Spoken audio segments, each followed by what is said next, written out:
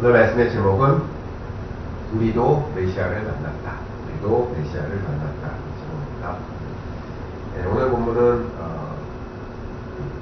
사도 요한, 그러니까 요한복음을 쓴 사도 요한과 안드레가 원래는 세례 요한의 제자인데 예수님을 만나고 예수님의 제자가 되는 장면입니다.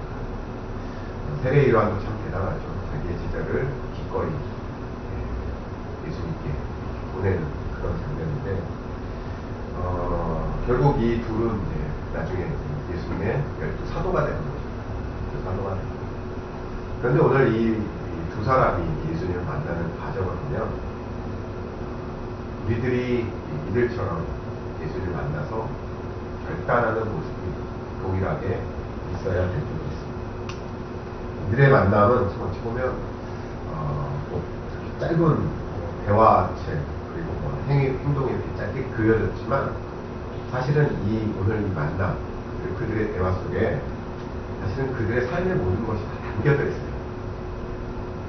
오늘 그 담겨진 뜻들을 우리가 생각하면서 우리도 마찬가지로 우리가 찬양한 것처럼 부르신 그 하나님을 늘 쫓아가는 우리들이 되게 될 수 있습니다. 첫 번째로는요, 여러분들 제자는 선생의 모든 것을 보고 따라해야 될 줄로 있습니다. 오늘 38절에 보면 예수님께서 제자들에게, 그러니까 두 제자가 자신을 따라온단 말이에요. 물론 아셨겠지만 처음 본 제자들이 따라온단 말이에요. 그래서 그 두 제자에게 물어보는 거예요. 예수께서 돌이켜 그 따르는 것을 보시고 물어 이르시되 무엇을 구하느냐 이렇게 되죠. 근데 이 무엇을 구하느냐는 사실은 예수님께서 그들의 마음을 사실은 아시는 거죠. 뭐냐면 예수님을 따르기로 결정을 한 상태였기 때문에 그게 마음을 알지만 물어보는 거죠. 확인하는 거죠. 직접 입술의 고백을 통해서 확인하는 거죠. 너들 뭐하러 날 따라오니? 너 나에게 원하는 게 뭐야? 그랬더니 38절에 계속해서 그들이 얘기합니다. 랍비여 어디 계시오니까? 이렇게 돼 있습니다. 좀 우리 한국말로 좀 이해가 안 되죠. 너희가 무엇을 구하니? 그래서 내가 이러이런 이유 때문에 당신을 따라갑니다. 이렇게 얘기했는데 여기는 어디 계시오니까 랍비여 어디 계시오니까 이렇게 다시 얘기하는 거죠. 근데 이건 사실은 어디 계시오니까 이 말은 사실은 그 당시 유대인들이 선생을 따르려고 할 때 쓰는 관용어구래요. 이렇게 얘기하면 당신이 어디 계시오니까 이렇게 얘기하면 내가 당신을 따릅니다라는, 내가 당신의 제자가 되겠습니다라는 관용어구입니다. 그래서 우리들은 조금 이게 무슨 말이지 이렇게 얘기하겠지만 유대인들은 다 알아요. 이게 무슨 뜻인지. 이건 내가 당신을 선생으로 모시겠습니다. 나를 제자로 받아주시옵소서. 라는 그런 얘기입니다. 그러니까 말이 맞는 거죠. 너 무엇을 원하니? 그랬더니 내가 당신의 제자가 되겠습니다. 이렇게 얘기하죠. 그래서 그걸로 끝나는 게 아니라 이게 예수님이 뭐라고 얘기하냐? 예수께서 이르시되 그래?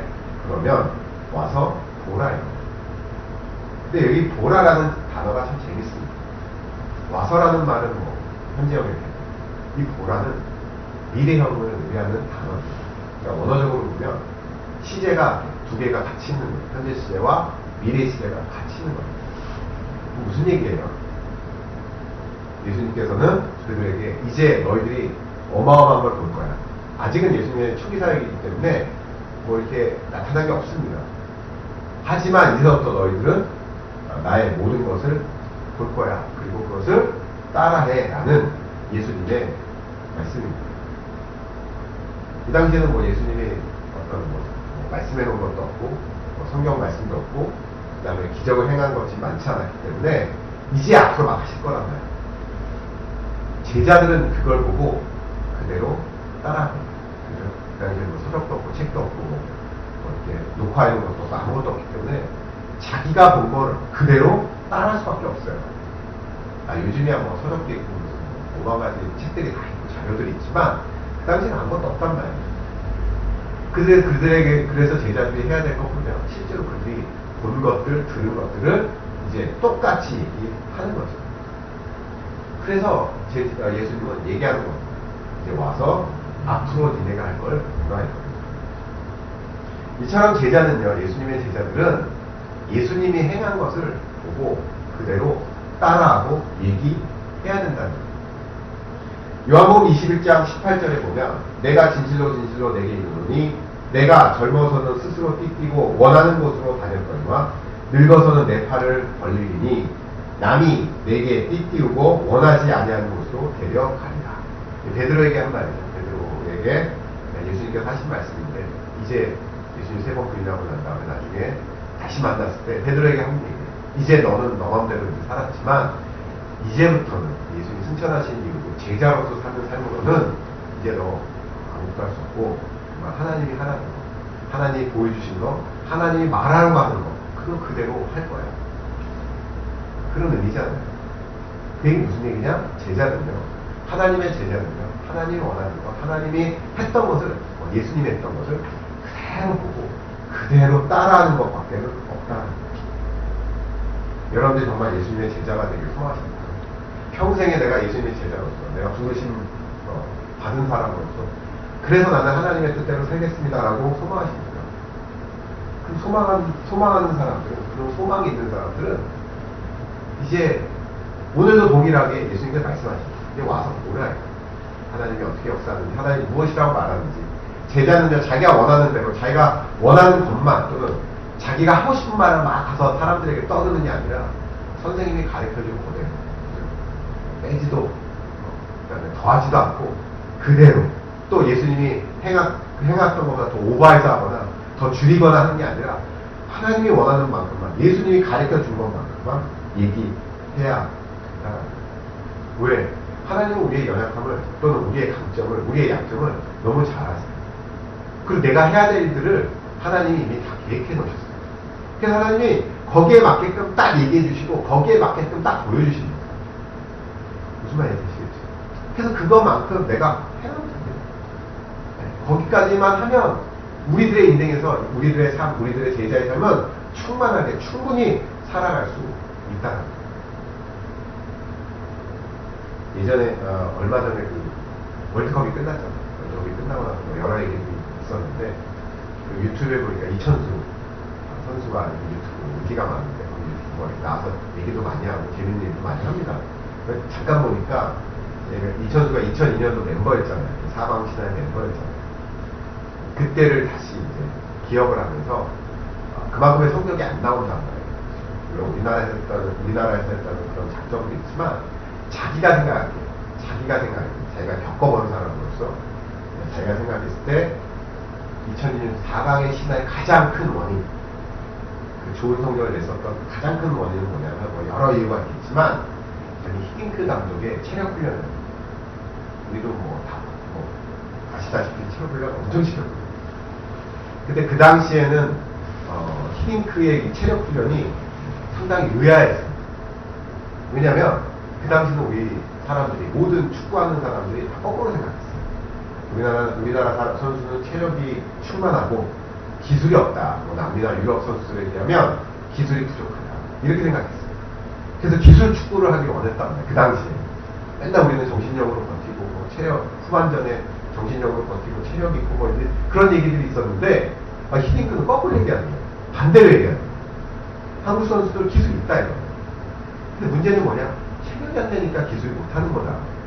그러니까 많은 사람들이 다 의아했어요. 다 반대. 히딩크만 그렇게 생각하고, 모든 사람들이, 대한민국의 모든 축구하는 사람들이, 우리는 기술 축구가 안 돼서, 1대1도 못 두르고, 제끼지도 못하고, 수비에서도 한 사람도 못 제끼고, 기술이 없다. 그래서 우리 기술이, 브라질이나 아르헨티나처럼 기술을 접목시켜야 된다고, 그런 얘기들이 어마어마하게 많아요. 저도 그렇게 생각했습니다. 근데 히딩크는 완전히 다르게 생각해요. 한국 축구 선수들 기술이 있다. 문제는 체력이 안 돼서 발휘 못한다. 그래서 체력 훈련만 계속 시키는 거예요. 그래서 아마 그 체력 훈련에 대한 얘기는 여러분 방송이나 유튜브 같은 경우는 되게 많이 나와요. 엄청나게 시킵니다. 그런데 그 히딩크의 진단이 맞았어요. 체력을 완전히 끌어올리니까 이제는 유럽 선수나 남미 선수 대등하게 경기를 펼치고 기술도 그만큼 나오고. 그래서 이천수가 겪어보니까 히딩크의 진단이 옳았다. 왜 옳았냐?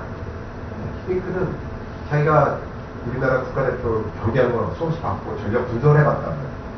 해보니까 다른 사람이 뭐라고 그러든지 간에 한국 축구는 최대 문제였다. 그대로 진단을 해서 제대로 된 진단에서 제대로 훈련 방법을 키워. 저는 마찬가지라고 생각해요. 우리는 우리의 연약함을 잘하는 것처럼 생각해요. 내가 갖고 있는 장점을 너무나 잘 아는 것처럼 생각합니다. 또 내가 이걸 하면 내가 되게 잘할 것처럼 생각할 수 있어요. 그게 맞을 수도 있습니다. 내 인생이니까.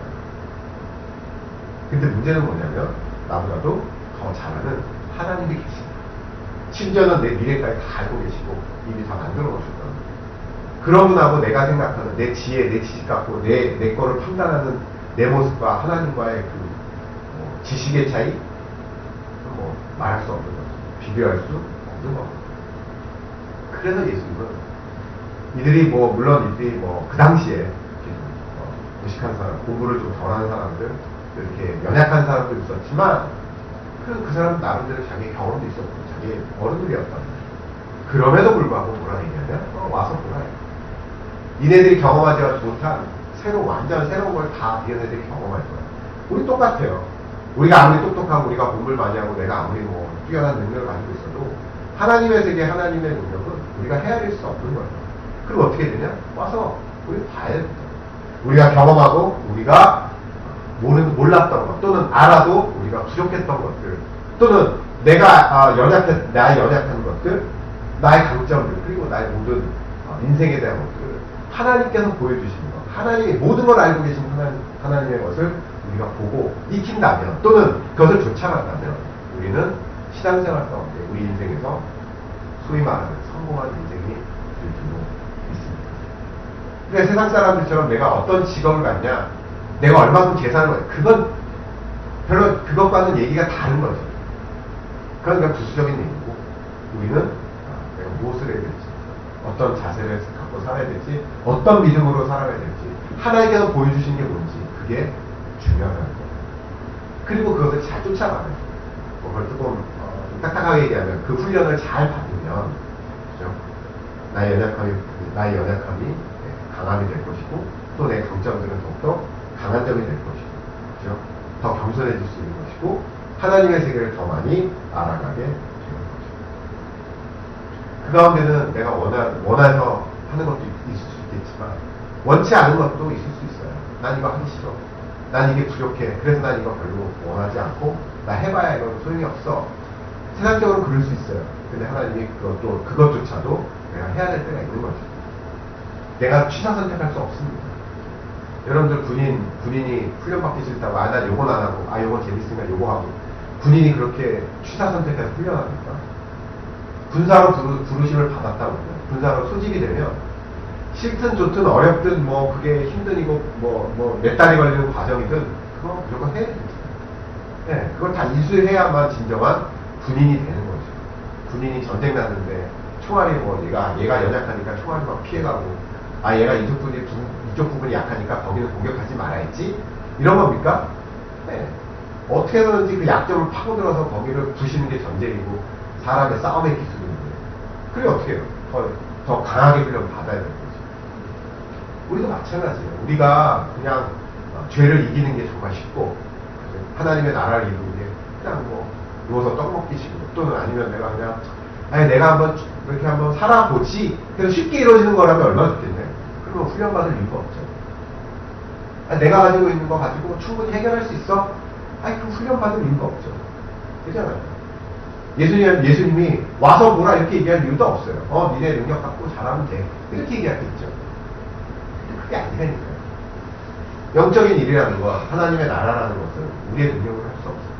그리고 그게 쉽게 또는 우리의 판단으로 또는 우리의 시각으로 정확하게 진단하고 우리가 무엇을 해답을 내느냐 별로 어렵습니다. 심지어는 우리 가족관계도 그 사람의 심리 상태를 몰라서 가끔 싸우기도 하고 오해도 일어나는데 세상 일 우리가 생각한다고 우리가 똑똑하다고 이제 다 해결되는 상태가 안 돼요. 그럼 더 큰 영적인 세계, 더 우리보다 힘이 강력한 사단의 세계를 우리가 어떻게 보고 판단할 수 있겠냐. 그렇게 해서 우리들은 예수님을 따라가요. 예수님 보여주시는 거. 그러니까 우리는 무조건 예수님 보여주시는 거. 예수님을 따라가고 예수님을 쫓아가는 그 강력한 내 마음의 소망이 있어야 됩니다. 예전에 그 돌아가신 그 분노의 교회 하영도 목사님, 제가 신학교 다닐 때 제가 예수님을 정말 쫓아가고자 하는 마음, 예수님의 제자로서 평생 예수님처럼 따라갈래. 신학교 다닐 때 머리를 장발로 하고 다녔다는 거 아니에요. 왜냐? 예수님이 그 당시 장발이었어요. 우리 가끔 영화 같은 데 보면 장발이었어요. 그 당시 이발을 하지 않는. 그러니까 가면할수록 장발이 되잖아요. 수염도 이렇게. 하영교 목사님도 내가 예수님 외모도 쫓아다니라. 장발하고 수염도 깎았다고 그런 얘기가 있더라고요. 그 얘기는 뭐냐? 그만큼 제가 정말 정말 소망하고 간절한 갈망하는 마음이 있잖아요. 외모조차마도 내가 예수님 쫓아가리라 하는 그런 갈망함이 있는 거예요. 여러분들이 그렇게 할 수는 없겠지만 우리가 꼭 굳이 그렇게 할 리는 없지만 우리가 그 마음, 예수님 쫓아가겠다는 그 마음, 내가 가서 예수님 보겠다, 예수님 보여주면 내가 다 보겠다는 그런 마음이 있어야 됩니다. 마태복음 28장 19절. 그러므로 너희는 가서 모든 민족을 제자로 삼아 아버지와 아들과 성령의 이름으로 세례를 받고. 성도로 부르는 뭐 성도로 부를 수 있겠죠. 근데 특별하게 예수님이 분부한 게 뭐냐? 모든 사람들을 제자로 삼으라는 거예요. 제자를 삼으라는 얘기가 뭐냐? 스승이 되어서 가르쳐 주라 이거예요. 그러면 스승은 다 가르쳐 줘야 되잖아요. 자기가 가지고 있는 지혜, 지식, 경험들 다 줘야 되잖아요. 똑같아요. 제자로 삼으라는 이유가 뭐예요? 네, 그만큼 훈련을 받아야 된다는 얘기예요. 그냥 모든 사람들이 예수 믿고 그래 너 성도니까 예배 한 번씩 드리고 헌금하고 그럼 돼. 이게 아니라니까요. 다 제자로 살아야 된다는 얘기예요. 왜? 모든 사람들이 가서 제자로 삼으라고 했으니까. 여러분들 이와 같은 하나님 예수님께서 와서 보라라는 이 제자들에게 행했던 얘기가 나에게 주신 말씀을 믿고 따라갈 수 있는 여러분들 되시기 바랍니다. 두 번째로는요, 여러분들 예수님을 따라갈 때는요, 여러분 인생의 모든 것을 걸어야 됩니다. 인생의 모든 것을 드릴 수 있는 여러분들 되시기 바랍니다. 오늘 41절에 안드레가 자기 형제 시몬을 찾아갔어요. 베드로죠, 그 사람이. 이 사람은 나중에 위대한 열두 사도가 됐는데, 그래서 베드로에게 가서 얘기하는 거죠. 내가 메시아를 만났다. 우리가 메시아를 만났다. 여러분들 생각해 보세요. 베드로가 자기 형제한테 가서 내가 그 예수를 만났는데 그 예수를 뭐라고 소개하냐? 메시아라고 소개하냐? 이 앞에는 자기가 예수를 뭐라고 부르니까 선생님이요, 랍비요 이렇게 불렀답니다.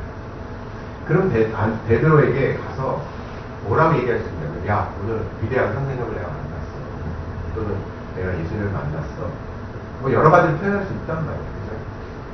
근데 이 사람은, 안드레는 굳이 뭐라고 표현하냐면 메시아라고 표현을 했어요. 메시아라는 건 구세주죠. 그런데 더 재밌는 건 뭐냐면 가로를 쳐놓고, 이 요한복음 가로를 쳐놓고 메시아는 번역하면 그리스도라는 게 뭐예요? 구세주라는 뜻이에요. 구원자, 뭐 이런 뜻이란 말이에요. 굳이 이렇게 얘기하는 얘기가 뭐겠습니까? 그러니까 그 안드레의 마음에, 안드레가 그 베드로에게 얘기했을 때 그 마음을 한 번 더 표현해 주고 싶은 거예요. 그죠? 메시아라는 뜻이 구원자라는 뜻인데 굳이 가로치고 그리스도라고 이렇게 표현할 이유가 뭐겠습니까? 네. 그 안드레의 그 고백이, 안드레의 그 고백은 그냥, 내가 그냥 이름 하나 부르는 정도, 나 메시아 만났어. 그런 정도가 아니라는 거예요. 한 번 더 얘기해서 구원자를 계속 얘기해 주는 거예요. 그 얘기는 무슨 얘기예요? 안드레는 이때 이후로 구원자, 메시아이기 때문에, 우리를 구원했기 때문에 자기 인생을 바칠 것을 이미 결단했음을 이미 보여주는 거예요.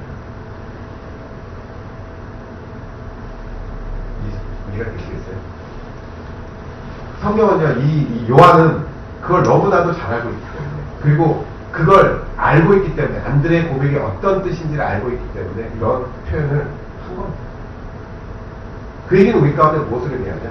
여러분들이 예수님 메시아, 난 메시아를 만났어 이렇게 얘기하잖아요. 난 예수님 구세주라고 믿어 라고 하는 것이 단순하게 그냥 교리적으로 나는 메시아 구세주를 만났어.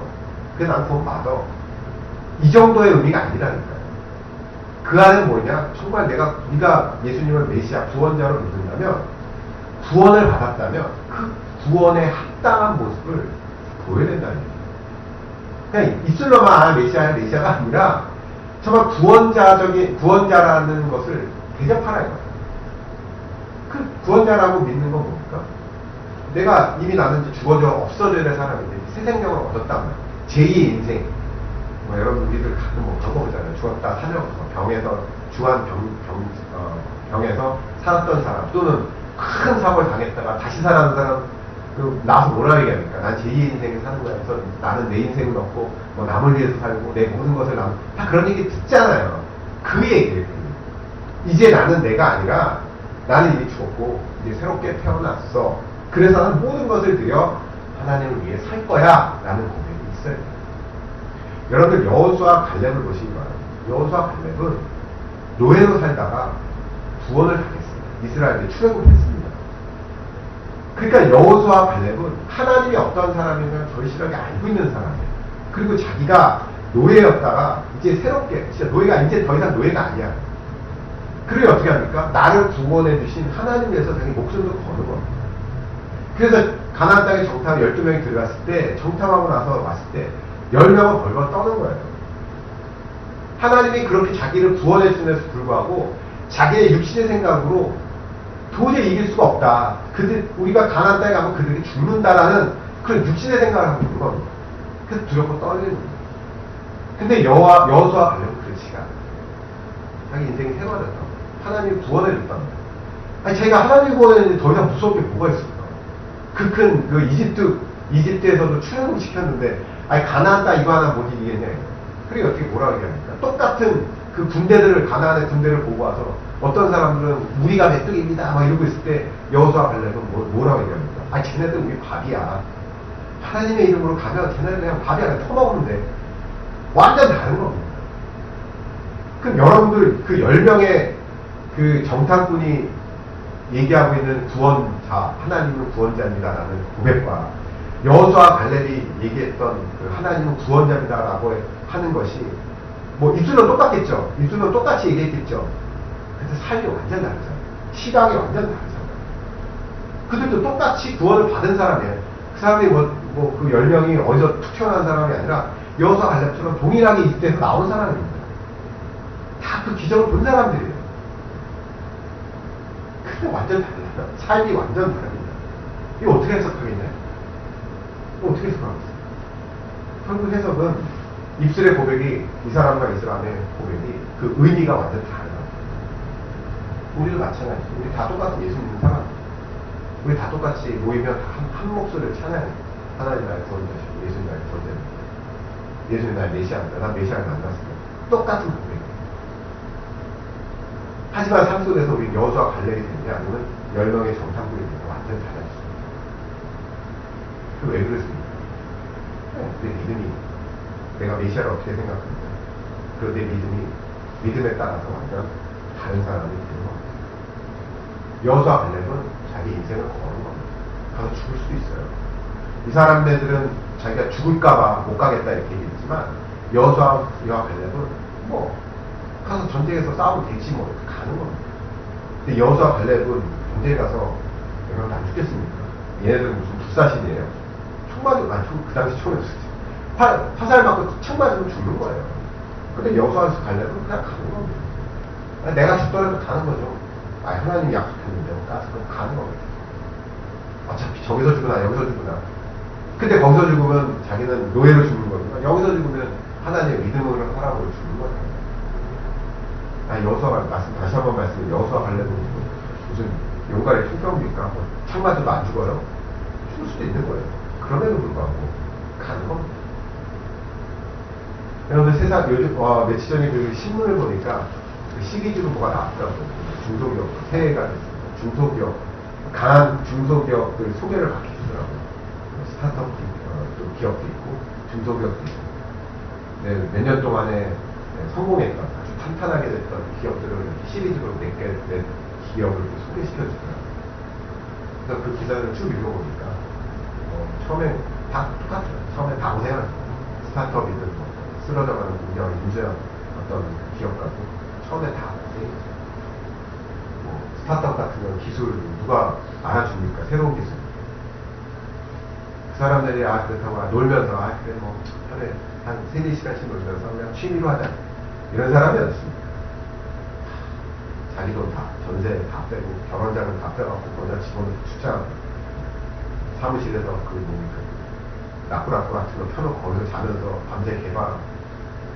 또 어떤 분은 공장, 쓰러져가는 공장을 어쩔 수 없이 인수했는데, 가서 보니까 너무 연약하단 말이에요.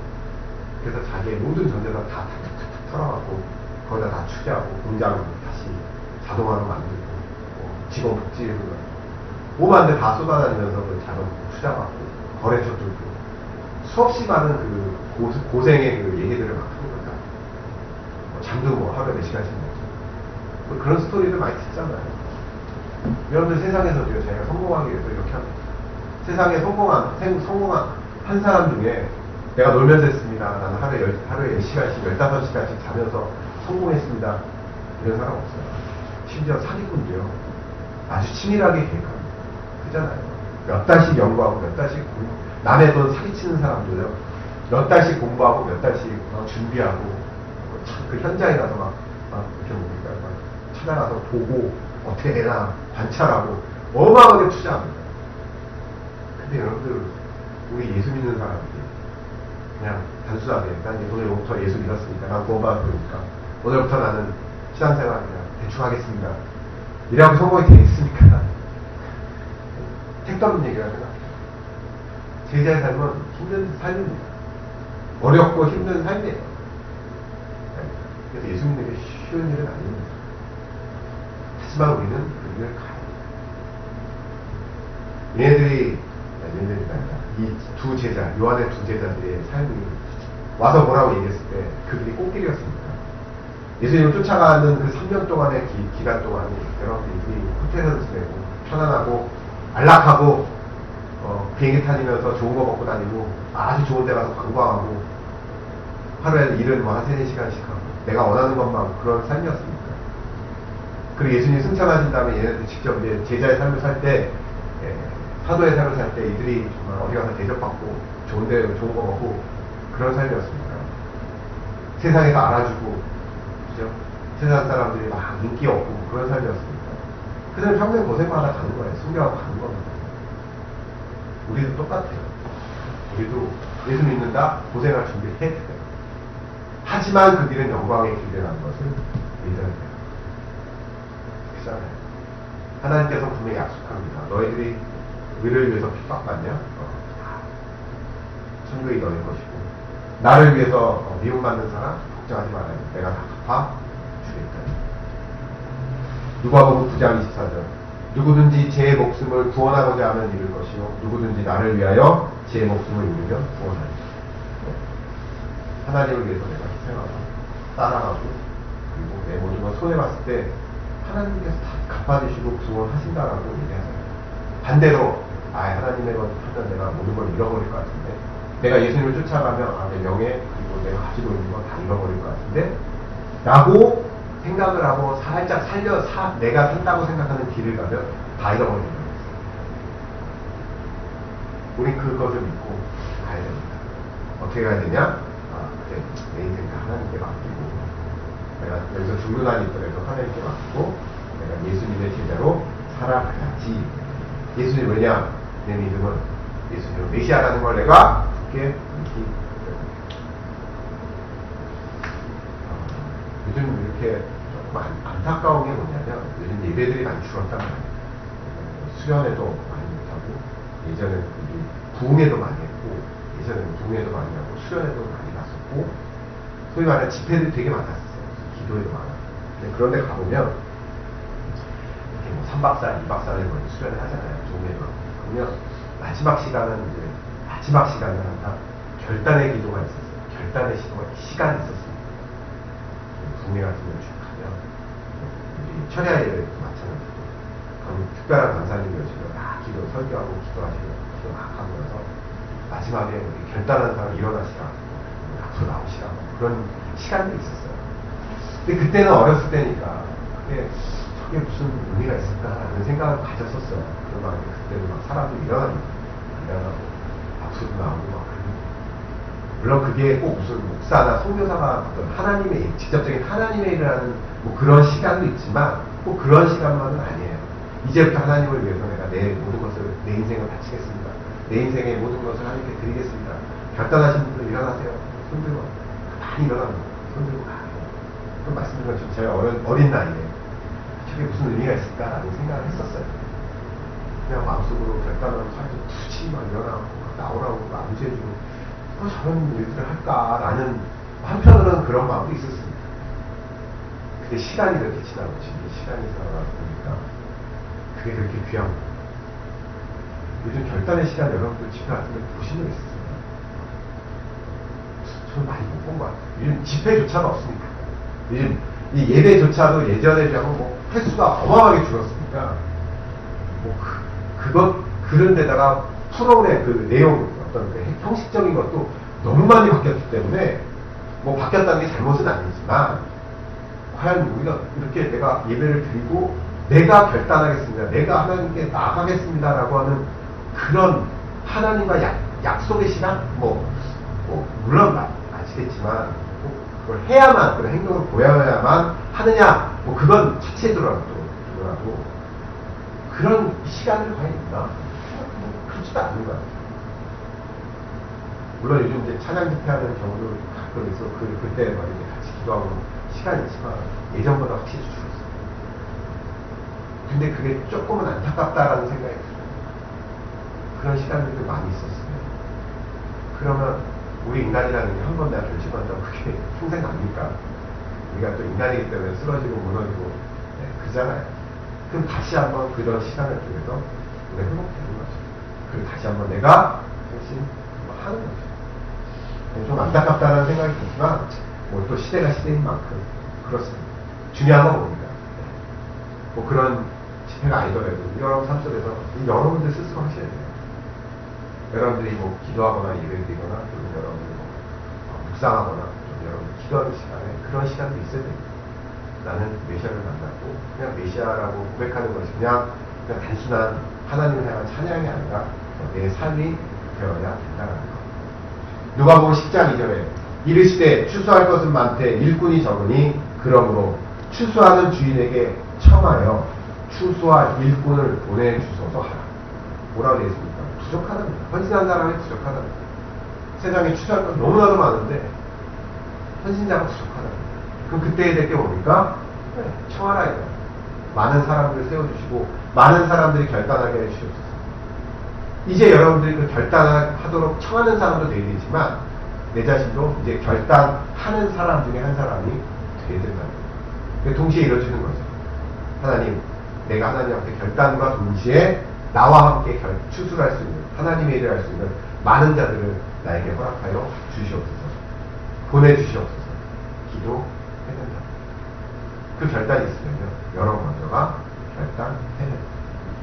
결론을 냈잖아요. 오늘 이 제자들의 두 제자의 부르심 또는 만남 이거 그냥 단순하게 그냥 만났구나 이런 정도가 아니라 오늘 여기서 얘기했던 예수의 말씀입니다. 그들의 고백이 우리들의 고백, 우리에게 주는 하나님의 메시지라는 것을 믿고 가야 됩니다. 제자는요 선생님이 보이는 모든 것을 보고 따라야 됩니다. 그리고 따라갈 때는 내 모든 것을 받쳐야 되고 걸어야 되는 것입니다. 기도하겠습니다.